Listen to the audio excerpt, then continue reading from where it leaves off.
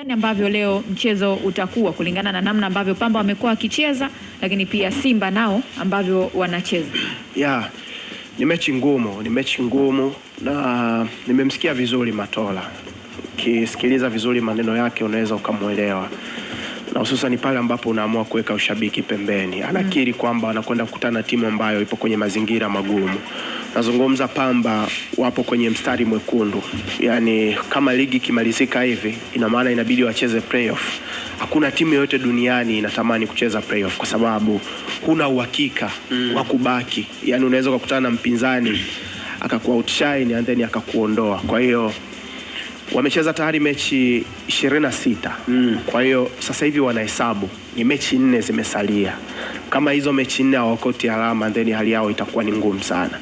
Honestly ni vizuri kwa muda kama huu kukutana na timu ambayo iko nafasi ya 5 ya 6 pengine hata ya 4 kuliko kukutana na timu ambayo inapambana kubaki, kwa sababu kila mechi kwao ni finali. Yaani wataweka effort kweli kweli. Na ukitazama Pamba wako na Baba Isaya, moja kati ya walimu ambao wanaijua vizuri ligi, lakini ni moja kati ya walimu wazuri sana kwenye kudefendi. Anajua kuiseti vizuri timu yake pale ambapo inapoteza mpira. Atakuheshimu, atakuachia mpira and then atachagua moment za kukushambulia. Na ni kwa sababu yuko na hao wachezaji wenye quality. Momanyi amekuwa na msimu bora sana. Tuzungumza magoli 5 amescore. Deus Kaseke experience aliyokuwa nayo. Mtazame Maji Mengi, mtazame mtu kama Yonta Kamara, quality iliyokuepo pale. Antwi kwenye midfield, moja kati ya viungo wazuri sana wa chini ambao wako pale. So unaona wako na hiyo na Zabona si yuko pale. Unaona wako na hiyo squad ambayo mchezaji mmoja wana hiyo quality ya kuscore magoli. Katika hichi kipindi ambacho Simba wanacheza mechi back to back, nilizungumza juzi, utamani kuvaa viatu vya Fadlu. Na kama msimu huu Simba watatoa ubingwa, basi inawezekana nyota wa msimu atakuwa ni Fadlu Davids. Anafanya kazi kwenye kila mazingira. Yaani anatumia kila rasilimali aliyokuwa nayo mbele yake kuhakikisha kwamba timu inapata matokeo. Mechi ya juzi Simba wameshinda goli 1, lakini second half baada ya JKT kufanya mabadiliko akaingia kina Adilunga, aliingia mtu kama Saidi Ndemla, unaona sasa JKT wanaanza kuwapush, Simba wanawapush. Kwa bahati mbaya hawakuwa clinical kwa zile nafasi ambazo wali create. Kwa hiyo unaona kuna namna Simba wako passive katika hizi mechi za hivi karibuni, na ni kwa sababu wachezaji wana hiyo fatiki, wametumika mara kwa mara back to back games. Sio mchezo, yani upati muda mrefu wa kurecover. Unakutana na wapinzani, kwa mfano kama Pamba tunazungumza mechi ya mwisho amecheza tarehe 14 mwezi uliopita. So ni kama wiki 3 na siku kadhaa hawajacheza. Ina maana unatarajia leo wanaweza kuwa wako na fresh legs, yani wanautamani mpira kwa sababu hawajacheza muda mrefu. So inakuonesha mazingira ambayo wanakwenda kukutana nayo. Sijajua kikosi cha Simba kitakuwa vipi, lakini na prefer zaidi kumuona Ngoma na Kagoma kwenye midfield. Kama Shamo Karabu atakuwepo.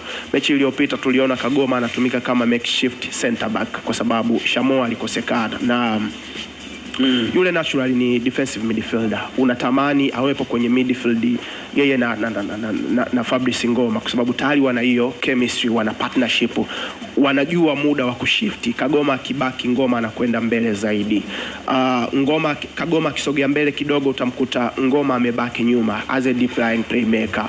Ni hiyo Simba ambayo ina create mashambulizi kuanzia kwenye zoni ya 8 kuja kwenye zoni ya 11. And then zoni ya 14 tuliona juzi mwalimu anabadilisha vitu.